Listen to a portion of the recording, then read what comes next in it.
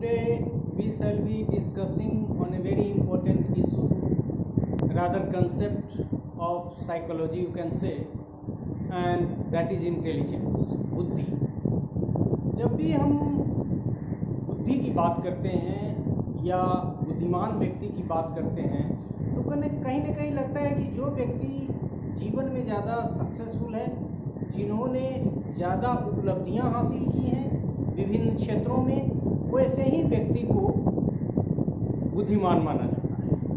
आज हम लोग बुद्धि की विभिन्न परिभाषाओं का विश्लेषण करके ये जानने का प्रयास करेंगे कि बुद्धि आखिर होती क्या है। और इस क्रम में हमने जो आज परिभाषाएं ली हैं उन परिभाषाओं को 4 कैटेगरी में हम लोग बांटेंगे और उसको हम लोग कैटेगोरिकल डिस्कस करते हैं। लेकिन एक लेमैन की दृष्टि से यदि हम कहें तो बुद्धि वह योग्यता, वह क्षमता है जो न केवल व्यक्ति को जीवन में सफल बनाती है बल्कि उनके समायोजन को प्रभावित करती है, उनके सीखने की क्षमता को प्रभावित करती है, उनके अमूर्त चिंतन को प्रभावित करती है। लेकिन बुद्धि की जो सबसे सर्वमान्य परिभाषा है, जिसकी तरफ हम लोग धीरे धीरे जाएंगे बुद्धि को परिभाषित करने के क्रम में, तो हम लोग जानने का प्रयास करेंगे कि समग्र योग्यता के रूप में बुद्धि को समझने का प्रयास कई लोगों ने किया है, जिस कैटेगरी में वेस्टलर वगैरह आते हैं। तो यदि हम बुद्धि को परिभाषित करने की शुरुआत करें तो there is one category number 1 जो मानता है कि एडजस्टमेंट, मतलब intelligence can be defined in terms of adjustment, और इसको यदि हम हिंदी में कहें तो कह सकते हैं कि समायोजन। So the intelligence by few psychologists have been defined in terms of adjustment, and so this is the first aspect we are going to define by considering, that is adjustment और समायोजन उसके सापेक्ष। और इस क्रम में आता है जो नाम यहाँ लिख दें, उसमें एक नाम पहला हम लोग स्टर्न, हिंदी में भी आप लोग लिख सकते हैं। स्टर्न बहुत इंपॉर्टेंट नाम है इंटेलिजेंस की दृष्टि से। तो स्टर्न क्या कहता है? Intelligence is a general adaptation to new conditions and problems of life. Adaptation Hindi में सुन लीजिए, बुद्धि जीवन की नई परिस्थितियों तथा समस्याओं के अनुरूप समायोजन करने की सामान्य योग्यता है। मतलब ये कहता है कि कोई भी बुद्धिमान व्यक्ति समायोजन कर सकने की क्षमता रखता है, अनुकूलन करने की क्षमता उनमें अधिक होती है। जैसे वह एक परिस्थिति से यदि दूसरी परिस्थिति में जाता है तो उस परिस्थिति के अनुकूल भी अपने को ढाल लेता है अपनी बुद्धि की वजह से। So intelligence is adjustment, and you can say the intelligent persons are capable enough to adapt himself और herself in a new situation. इस क्रम में दूसरी परिभाषा की यदि हम बात करें जो मानते हैं कि इंटेलिजेंस इज एडजस्टमेंट, तो दूसरा नाम हम लिख सकते हैं क्रूज, CRUZ, क्रूज। हिंदी में भी आप उसको लिख ले सकते हैं। अब देखिए कि क्रूज क्या कहता है। क्रूज के अनुसार intelligence is the ability to adjust adequately to new and different situations. बुद्धि नई तथा विभिन्न प्रकार की परिस्थितियों में समुचित रूप से समायोजन करने की योग्यता है। हम यदि अपने जीवन में देखें तो जीवन में शायद ही कभी आपको ऐसा मौका मिले कि 2 परिस्थिति बिल्कुल एक जैसी, और जब एक परिस्थिति से दूसरी परिस्थिति बदली हुई होती है तो बुद्धिमान व्यक्ति उस परिस्थिति के अनुकूल अपने को बना के सक्सेसफुल हो जाता है। वहां भी वो एडजस्ट कर जाता है, उसको किसी भी तरह की समस्या नहीं होती है। वैसे दिक्कत सब आदमी को हो सकती है। नई जगह में आप जाते हैं, नए तरह का वातावरण होता है, आप जो यूज टू जिस चीज से हो चुके हैं वो वैसा वातावरण आपको नहीं मिलता है, वैसी परिस्थिति आपको नहीं मिलती है, फिर भी आप समायोजन के फलस्वरूप अपनी बुद्धि के कारण, जिसको समायोजन के सापेक्ष में परिभाषित करने की बात क्रूज कर रहा है, तो आप वहां समायोजित कर पाते हैं। यदि हम इस क्रम में देखें तो मुख्य रूप से बात यह है कि बुद्धि वह योग्यता है जो नई परिस्थितियों में, नई स्थितियों में, नए इन्वायरमेंट में व्यक्ति को समायोजन करने की योग्यता प्रदान करता है। या यह कहें कि बुद्धि वह योग्यता है जो व्यक्ति को किसी भी विभिन्न परिस्थिति में, बदली हुई परिस्थिति में, नई परिस्थिति में समायोजन करने की शक्ति प्रदान करती है। मतलब यह ऐसी योग्यता है कि उसको समायोजन करने में नई परिस्थिति में भी कठिनाई है। दूसरी परिभाषा हम लोग लेंगे जो हमारा learn, capacity to learn, capacity to learn, सिर्फ हम यहाँ लर्न लिखते हैं। लर्न मतलब सीखने की क्षमता,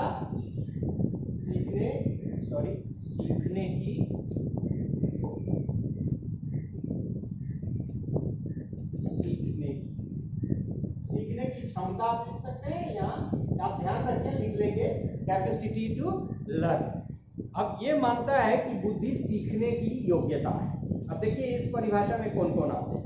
पहली जो परिभाषा है वो बकिंघम की है। यहाँ हम इसको ऐसे दूसरी कैटेगरी में यहाँ करते हैं, बकिंघम,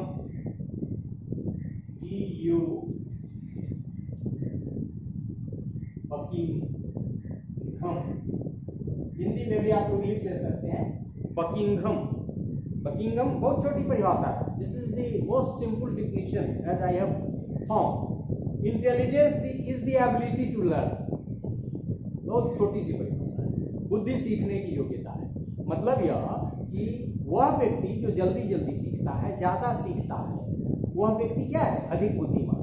मतलब बुद्धि वह क्षमता है जो व्यक्ति को तेजी से अधिक सीखने की योग्यता प्रदान करती है। यदि हम इस आधार पर कंपैरिजन करें तो जो जल्दी सीखता है, जो ज्यादा सीखता है, उस व्यक्ति को हम कह सकते हैं कि वो ज्यादा बुद्धिमान है। इसी क्रम में दूसरी जो परिभाषा है वो डियरबॉर्न की है। डियरबॉर्न इन कैन से, इनकी भी जो परिभाषा है वो एबिलिटी टू लर्न के सेंस में है।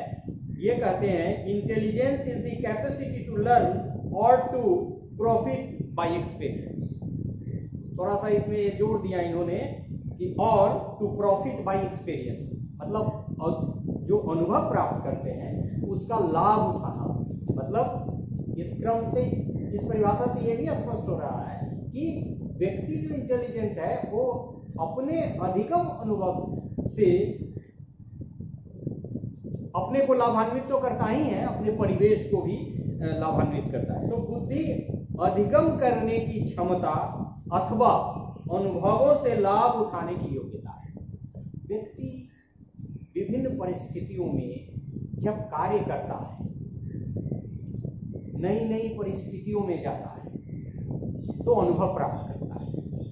अब यदि आप ब्लैक बोर्ड पे लिखते हैं तो इससे भी आप अनुभव प्राप्त करेंगे कि कैसे लिखना चाहिए, लिखने में क्या कठिनाई होती है। एक छोटा सा एग्जाम्पल है कि जब हम ब्लैक बोर्ड पे लिखते हैं, ये बोर्ड पे नहीं, व्हाइट बोर्ड पे नहीं, ब्लैक बोर्ड पे लिखते हैं, तो उसके जो पेंसिल्स होते हैं, मतलब उसको आप जो नाम दे दीजिए, चौक दे दीजिए, आजकल तो पेंसिल फॉर्म में आता है। तो यदि पूरे पेंसिल के साथ यदि आप लिखना चाहेंगे तो बोर्ड पे कठिनाई होगी, मतलब उसको हम आधा तोड़ते हैं। मतलब ये भी एक अधिगम अनुभव है। तो अधिगम अनुभव प्राप्त करके उन अधिगम अनुभवों को जीवन में उपयोग करने की क्षमता को डियरबॉर्न कहता है कि ये भी अधिगम है। एक तो ज्यादा सीखता है और जो सीखता है, अधिगम अनुभव प्राप्त करता है, उससे भी व्यक्ति लाभ उठाता है अपने लिए, समाज के लिए, परिवेश के लिए। तीसरी जो हमारी परिभाषा होगी उसमें हमारा कंसेप्ट है एब्स्ट्रैक्ट थिंकिंग। तीसरी परिभाषा यहाँ हम कह सकते हैं अमूर्त चिंतन, एब्स्ट्रैक्ट। मतलब बहुत सारी चीजें ऐसी हैं जिनको हम देख सकते हैं, बहुत सारी चीजें हैं जिनको हम नहीं देख सकते, उसको हम लोग अमूर्त कहते हैं। तो यहाँ अमूर्त चिंतन के सापेक्ष में मनोविज्ञान को परिभाषित करने की बात है। और इस परिभाषा में सबसे पहले बहुत इंपॉर्टेंट नाम जो इंटेलिजेंस की दृष्टि से मनोविज्ञान के इतिहास के महत्वपूर्ण मनोवैज्ञानिकों में से एक है। पहला नाम इन्हीं का आता है, बीने। लिखते हैं बीनेट लेकिन पढ़ते हैं बीने। तो बीने कैसे परिभाषित करते हैं? It is in terms of the abstract thinking और अमूर्त चिंतन के सापेक्ष। इंटेलिजेंस में B characterized as inventiveness dependent upon comprehension and marked by purposefulness and corrective judgment। Hindi में देखें, बुद्धि बोध पर आधारित बोझ परखता जो उचित ढंग से तर्क करने तथा उचित ढंग से निर्णय करने से इंगित होती है के रूप में व्यक्त की जा सकती है। मतलब बुद्धिमान व्यक्ति, जैसे अब बहुत सारे हमारे पास कंसेप्ट हैं। हम यदि कंसेप्ट की भी बात करें तो बहुत सारे कंसेप्ट ऐसे हैं जिनको हम देख नहीं सकते, और जिनको, जैसे एक पेंटर पेंटिंग करता है, आगे हम लोग टाइप्स ऑफ क्रिएटिव इंटेलिजेंस की बात करेंगे तो उसमें भी मूर्त अमूर्त है। तो जिनको देख नहीं सकते हैं, महसूस कर सकते हैं, जैसे कोई कवि कविता लिखता है, कोई पेंटर पेंटिंग करता है, तो कैसे करता है? तो अमूर्त चिंतन के सापेक्ष में इन्होंने कहा कि एक खोज परखता पर आधारित है और इसमें जो निर्णय लिए जाते हैं उसका आधार तर्क होता है। मतलब लॉजिक के आधार पे हम जिस चीजों को नहीं भी देख सकते हैं उनका अध्ययन करते हैं। तो इस दृष्टि से कह सकते हैं कि बुद्धि वह योग्यता है जिसके फलस्वरूप व्यक्ति अमूर्त चिंतन कर सकने की कोशिश करता है, अमूर्त चिंतन कर सकता है। और एक और नाम इसी क्रम में, दूसरा नाम भी इस कैटेगरी में बहुत इंपॉर्टेंट है इंटेलिजेंस की दृष्टि से। आप सब लोग देखें, टर्मन, हिंदी में भी आप लिख सकते हैं, Terman is also very important. और इनको कई जगह हम लोग इनको आगे तक भी इंटेलिजेंस का क्लासिफिकेशन भी इन्होंने किया था, उसकी चर्चा हम लोग आगे भी करते हैं। टर्मन ने कहा, an individual is intelligent in proportion as he is able to carry on abstract thinking. मतलब जो व्यक्ति जितना ज्यादा अब्स्ट्रैक्ट थिंकिंग कर सकता है वो उतना ही इंटेलिजेंट है, ऐसा मानना है टर्मन। व्यक्ति उतना ही बुद्धिमान होता है जितनी उसमें अमूर्त चिंतन की योग्यता होती है। मतलब जो व्यक्ति अमूर्त चिंतन अधिक करेगा, टर्मन के अनुसार वह व्यक्ति ज्यादा बुद्धिमान होगा। So it's the capability to think in a abstract manner is the ability that is known as one's intelligence. अब हम लोग व्यापक, चौथी जो हमारी कैटेगरी है, इसमें हम लोग जो लेंगे उसको कहेंगे कि कॉम्प्रिहेंसिव। व्यापक, कॉम्प्रिहेंसिव, व्यापकता या व्यापक, मतलब ये व्यापकता को कल्मिनेशन पॉइंट और सेंट्रल बिंदु मानता है। मतलब ये मानते हैं कि बुद्धि अपने आप में कंप्लीट है, बुद्धि व्यापक है और बुद्धि की परिभाषा में हर चीज शामिल है। लेट अस सी कैसे। और ये इसमें सबसे इंपॉर्टेंट जो नाम है पहला, वो वेस्लर है। स्पेलिंग देख लीजिए, पढ़ते वेस्लर है लेकिन ऐसे लिखेंगे, SLER, WECHSLER, इसको पढ़ते हैं, हिंदी में लिख लीजिए वेस्लर। वेस्लर की परिभाषा को कॉम्प्रिहेंसिव मानी जाती है, क्योंकि ये कैटेगरी में हम दो परिभाषा लेंगे जो दोनों कॉम्प्रिहेंसिव मानी जाती है, तो थोड़ी लंबी परिभाषा भी होगी। Intelligence is the aggregate or global capacity of the individual to act purposefully, to think rationally and to deal effectively with his environment। मतलब बुद्धि किसी व्यक्ति के द्वारा उद्देश्यपूर्ण ढंग से कार्य करने, तार्किक चिंतन करने तथा वातावरण के साथ प्रभावपूर्ण ढंग से क्रिया करने की सामूहिक योग्यता है।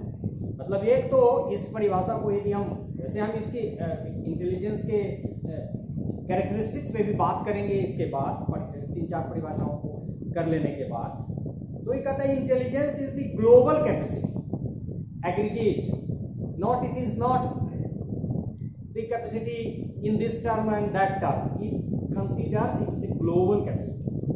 मतलब it is every related concept of intelligence is within this aggregate of global capacity। तो पहली बात ये कि ये ग्लोबल कैपेसिटी। दूसरी बात कि ये ऐसी कैपेबिलिटी है किसी व्यक्ति की जो उनको एक्ट, जिसकी वजह से वो पर्पसफुली एक्ट करता है। दूसरी बात कहता है कि जिसकी वजह से वह रेशनली थिंक करता है, मतलब तर्क के आधार पे सोचता है। और तीसरी बात कही कि यह ऐसी योग्यता है, समग्र योग्यता है, जिसके कारण व्यक्ति विशेष अपने वातावरण से ठीक से निपटता है and deal effectively with the environment, जिसकी वजह से, तो मैंने कहा कि जिसकी वजह से आप अपने वातावरण को अपने अनुकूल करते हैं, डील इफेक्टिव। मतलब हाउ ऑब्वियस है, बहुत सारी परिभाषाओं को हमने देखा तो वहां क्या था कि एडजस्ट करेगा अपने वातावरण से। यहाँ ये कह रहा है कि वातावरण से आप या समायोजित करें या उस वातावरण में सीखें। सो 4 aspect is important in the definition of Wechsler. First one is it is a global capacity, aggregate capacity, मतलब टुकड़े टुकड़े जितनी क्षमताएं हैं व्यक्ति की, सबके सापेक्ष में अलग अलग इस परिभाषा के अनुसार परिभाषित करने की जरूरत नहीं है, क्योंकि ये मानता है कि बुद्धि ऐसी योग्यता है जो समग्र है, ग्लोबल है, सब कुछ उसमें समाहित है। और वो ऐसी योग्यता है जो व्यक्ति को पर्पसफुली एक्ट करने के लिए बाध्य करता है, रेशनली थिंक करने की बात करता है, और जो जिस वातावरण में व्यक्ति है उस वातावरण को डील, चाहे वो समायोजन की दृष्टि से हो, अधिगम की दृष्टि से हो या अमूर्त चिंतन की दृष्टि से। तो इस दृष्टि से हमने देखा कि वेस्लर की जो परिभाषा है वो बहुत कॉम्प्रिहेंसिव है। दूसरी परिभाषा जो कॉम्प्रिहेंसिव कैटेगरी है, व्यापक परिभाषा जिसको मानी जाती है, उसमें दूसरी परिभाषा हम लोग लेंगे एस्टोडार्ट। एस्टोडार्ट नाम लिख देता हूं मैं यहाँ, STODDART,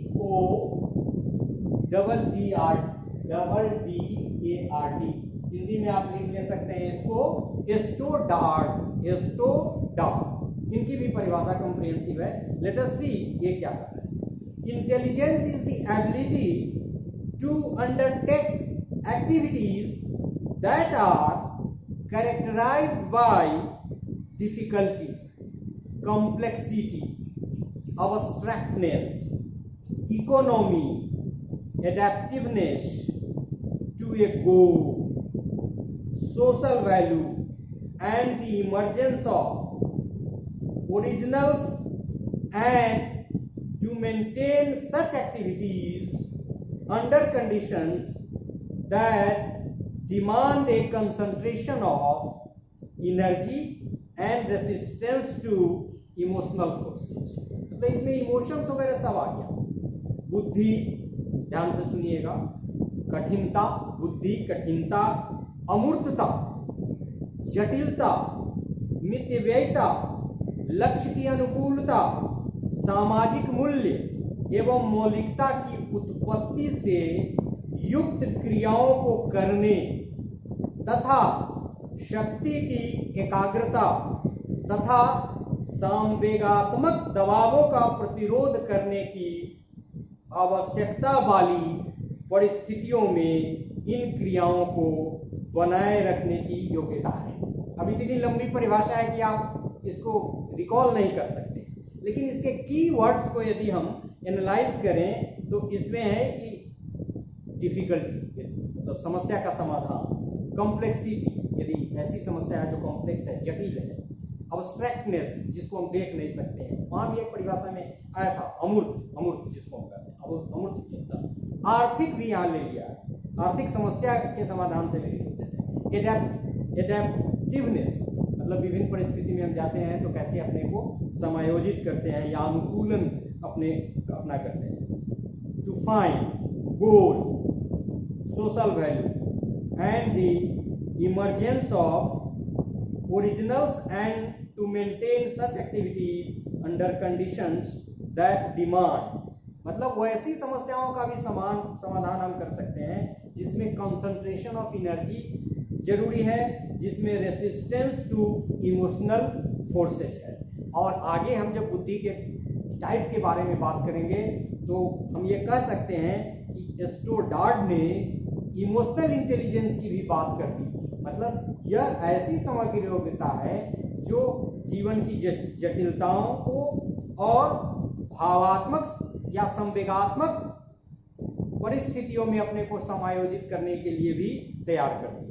तो एक लाइन में यदि हम कहना चाहें, ये चौथी जो हमारी श्रेणी है बुद्धि की परिभाषा की, तो हम ये कह सकते हैं कि बुद्धि समग्र योग्यता है, मतलब वो एडजस्टमेंट तक, वो एबिलिटी टू लर्न तक, वो अमूर्त चिंतन तक सीमित नहीं है, but it's very comprehensive in nature.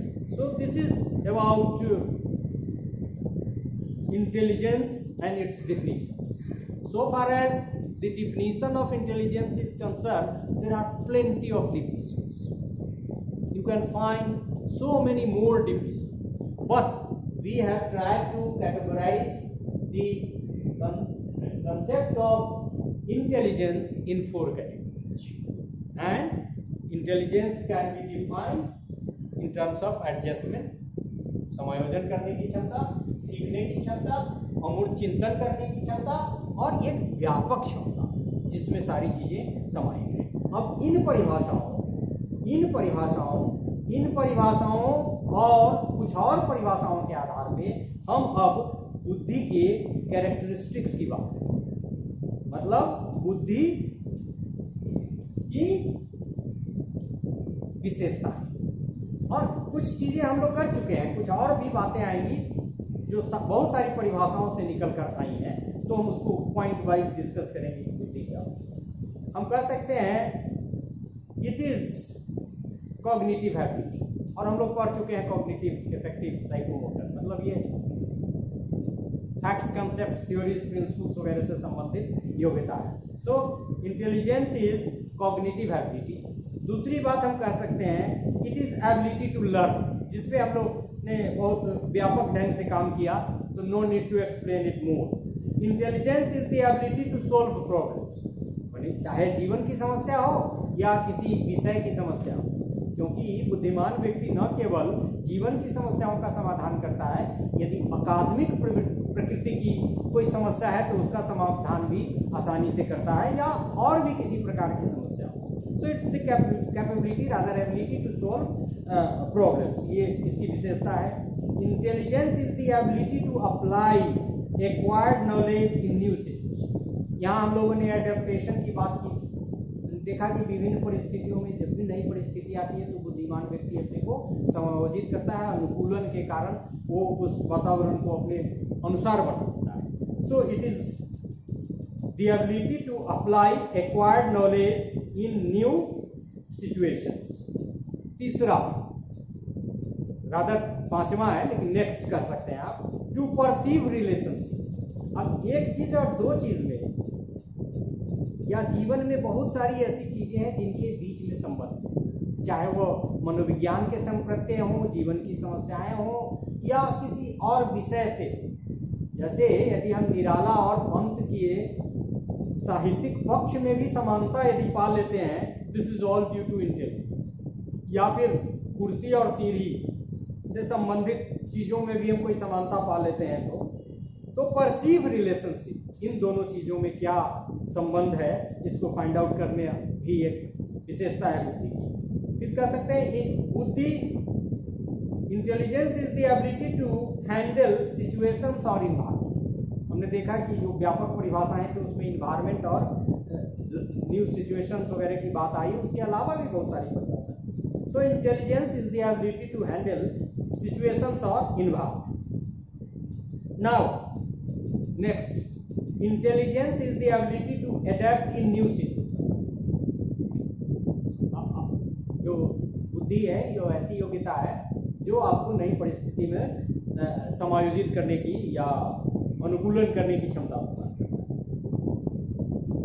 Intelligence is the ability to deal with abstraction, मतलब अमूर्त चिंतन। जिस चीजों को हम देखते हैं जैसे चौक है, डस्टर है, लेकिन हम डेमोक्रेसी को नहीं देख सकते। कोई किसी कलाकार की जो पेंटिंग है उसमें क्या भाव है उसको हम वैसे नहीं देख सकते। तो अब्स्ट्रैक्शन, अमूर्त चिंतन। It is a type of mental energy, मतलब जो आदमी जिस मतलब बुद्धि वाले व्यक्ति की मानसिक जो ऊर्जा है वो अधिक होती है। So it is a type of mental energy. Next we can say it is inborn personal quality, मतलब ये जन्म से ही जन्मजात है। और दूसरी बात इनबॉर्न इंडिविजुअल है, हर व्यक्ति एक जैसा बुद्धिमान नहीं होगा।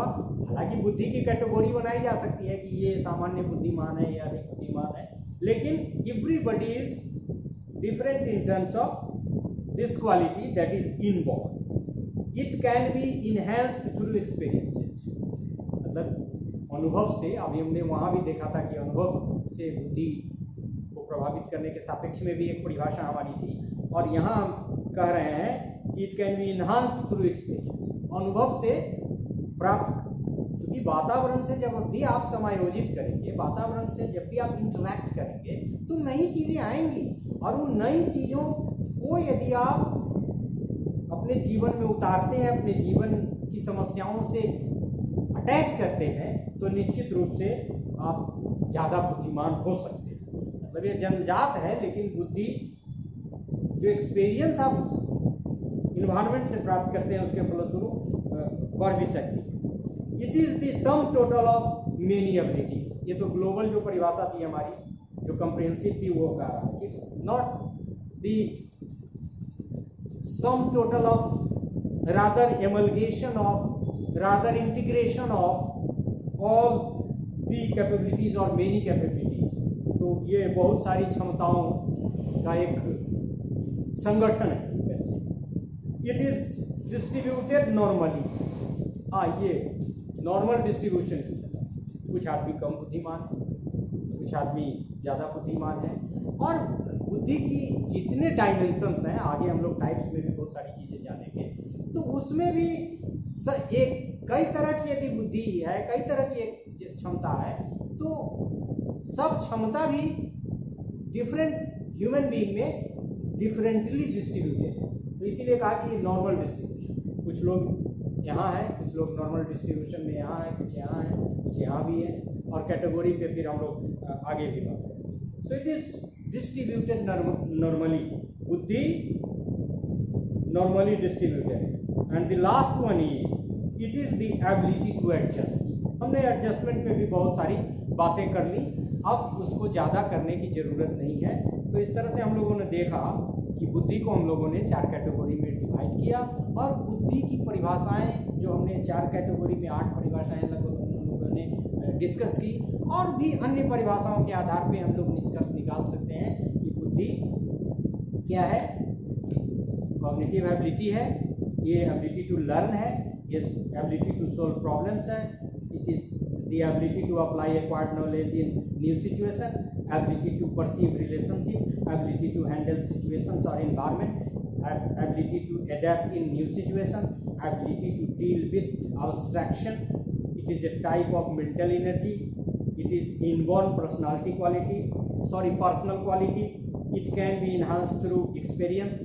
It is the sum total of many abilities. It is distributed normally, and last, it is the ability to adjust. So in this way, we have learned about the concept of intelligence. Thank you very much.